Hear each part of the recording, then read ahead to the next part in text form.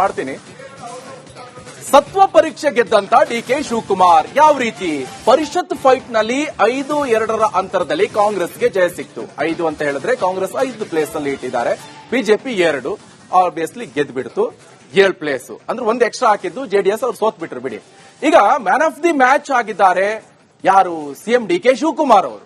ಈ ಕುಮಾರದ್ವಯರ ಸತ್ತು ಪರೀಕ್ಷೆಯಲ್ಲಿ ಗೆದ್ದಂತ ಡಿಕೆ ಶಿವಕುಮಾರ್ 2028ರ ಸಿಎಂ ಸ್ಥಾನದ ಮೇಲೂ ಕೂಡ ಕಣ್ಣಿಟ್ಟಿದ್ರು ಕುಮಾರಸ್ವಾಮಿ ಅವರು.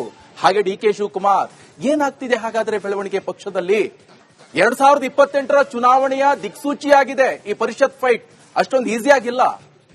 ಸೊ ಸಿಎಂ ಆದ ಬಳಿಕ ಮೊದಲ ಅಗ್ನಿ ಪರೀಕ್ಷೆಯಲ್ಲಿ ಗೆದ್ದಿದ್ದಾರೆ ಡಿಕೆ ಶಿವಕುಮಾರ್. ಅಗ್ನಿ ಪರೀಕ್ಷೆ ಸಾಕಷ್ಟು ಸವಾಲಿದೆ, ಆದ್ರೆ ಅವೆಲ್ಲವನ್ನ ಮೀರಿ ಈ ಒಂದು ಅಗ್ನಿ ಪರೀಕ್ಷೆಯಲ್ಲಿ ಫಸ್ಟ್ ಅಗ್ನಿ ಪರೀಕ್ಷೆನೇ ಇದೇ ಆಗಿದೆ, ಪರಿಷತ್ ಎಲೆಕ್ಷನ್. ಅದರಲ್ಲೂ ಗೆದ್ದು ಬೀಗ್ತಾ ಇದ್ದಾರೆ. ಇನ್ನು ಕಾಂಗ್ರೆಸ್ ಶಾಸಕರ ಮತ ರಕ್ಷಣೆ ಮಾಡುವಲ್ಲಿ ಯಶಸ್ವಿಯಾಗಿದ್ದಾರೆ DK Shivakumar. So CM Shivakumar ಅವರ ರೆಸಾರ್ಟ್ ರಾಜಕೀಯ ಸಕ್ಸಸ್ ಆಗಿದೆ. ನಾನು ಈಗಲೇ ಹೇಳ್ದಂಗೆ ಹಿಂದೆನೂ ಕೂಡ ರೆಸಾರ್ಟ್ ರಾಜಕೀಯ ಮಾಡ್ಕೊಂಡು ಬಂದು ಅವೆಲ್ಲವೂ ಕೂಡ ಸಕ್ಸಸ್ ಆಗಿದೆ, ನಾಟ್ ಫೇಲ್. ಆದ್ರೆ ಒಂದು ಮಾತ್ರ ಫೇಲ್ ಆಯಿತು ಲಾಸ್ಟ್ ಟೈಮ್ ಮೈತ್ರಿ ಸರ್ಕಾರ ಮಾಡಿದಂತ ಸಂದರ್ಭದಲ್ಲಿ.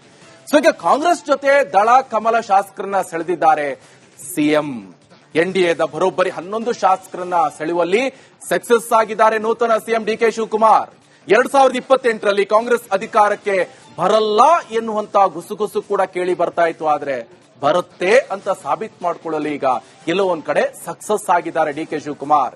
ಪರಿಷತ್ ಎಲೆಕ್ಷನ್ ನಲ್ಲಿ ಕಾಂಗ್ರೆಸ್ನಲ್ಲೇ ಅಡ್ಡ ಮತದಾನದ ಮಾತು ಕೂಡ ಕೇಳಿ ಬಂತು.